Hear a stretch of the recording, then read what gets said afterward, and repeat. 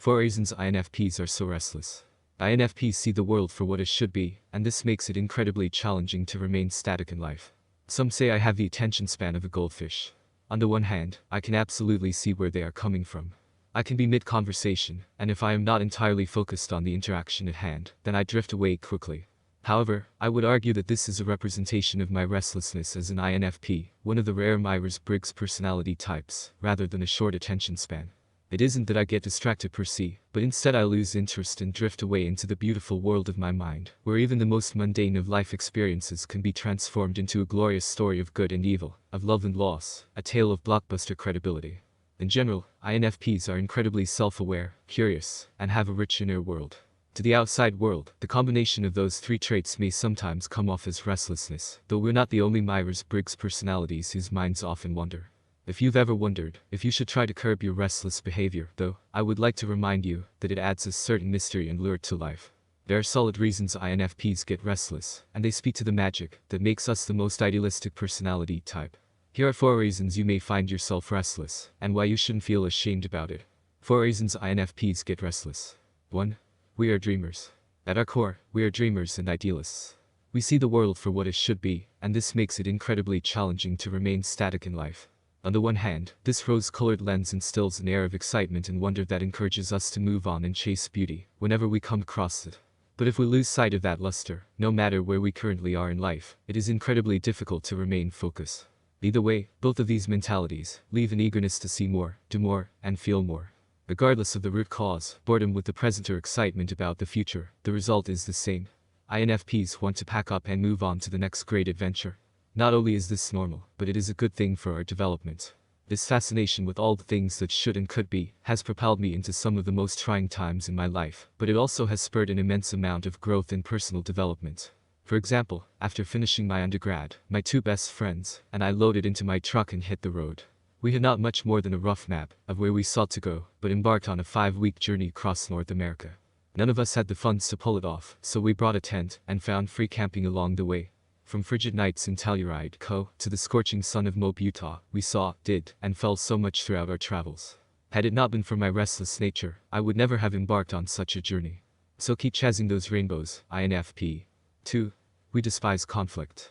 Another reason we may wrap up parts of life in a nice little box and move on is our tendency to mitigate conflict. I don't want to say avoid since that has a negative connotation, but many INFPs, myself included, really do try to avoid conflict. What I mean is we often sense impending doom and skip town before the situation gets to that point. INFPs have high levels of intuition and perception, meaning we can sense others' emotions and know when conflict is brewing.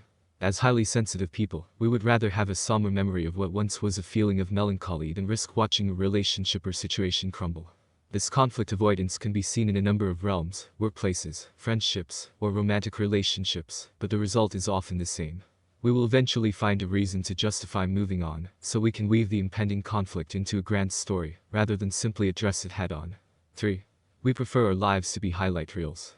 As idealists, life feels as though it is some grand story woven together with beautiful intricacy. The lows are gut-wrenching moments in a heartbreaking tale, and the highs are marks of victory and revelation. Because of this lens through which we view life, we have little patience for mundane activities. We have a bigger and better story to write, so we must move on to the next adventure. For example, I often reflect on Crossroads and the decisions I've made there. While looking back with 2020's hindsight, it's become clear to me that, more often than not, I follow the path that will give me a blockbuster movie. This is ultimately what led me to quit my engineering job to pursue starting my own company. I was only 8 months into the job, but it seemed like the natural progression of the story of Cole, which made the decision to change career paths so appealing. I had no solid plan for making money, and was relying on my gut being correct. But what sold me was there was so much more learning to come from having no safety net and forging my own future. INFPs feel the need to grow constantly, and throwing in the occasional plot twist is often the perfect way to do so. But these plot twists are often perceived as restlessness. 4. We need to understand ourselves better. The central theme of the INFP story is that of self-discovery. One of my main driving factors in life is to understand myself and find my place in the larger picture of the world. Because of this, I often take a step back from my current situation to digest a number of things. First, I am checking in to evaluate what I've learned recently. By pausing life, this moment of reflection gives me clarity about myself. Second, I am generally looking to what could be next. How can I capture new experiences, push myself further, and understand myself better? These two factors often create a feedback loop with one another, which further enhances the quality of restlessness. Since INFPs are continually on the search for true understanding, this lends to a whimsical, and sometimes restless, approach to life.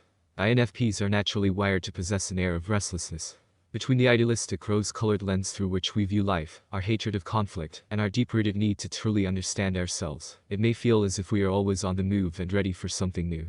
When you feel too restless, however, you may be asking yourself, how restless is too restless? If you feel this way, I want you to keep these things in mind. When you feel the stirrings of a new adventure calling your name, sit on it for at least a few days. We often feel differently about ideas throughout various parts of the day, and setting a deliberation period can give you more clarity to pursue only the adventures that are best for you. It's okay to remain static in life for a while, especially when there are external pressures that need to be met. To rekindle the joyous and idealistic nature of your INFP self, take to hobbies during these times. Pick up a guitar, grab a pen and paper. Channel your creative juices and live out your adventures in your head, just for now. Finally, don't feel so bad about being restless. Sure, it may be irresponsible from time to time, but the adventurous nature of INFPs truly makes life beautiful and inspiring, both for yourself and others. These tendencies lend to a beautiful outlook on life, but it is important to always remember to take time and smell the roses. If you wrestle with wondering whether you should dial back your INFP quirkiness, then remember this quote from T.S. Eliot: "Only those who will risk going too far can possibly find out how far one can go." The infp-t forget to subscribe to this channel, and maybe even hit the notification bell to get a heads up every time we post a new video.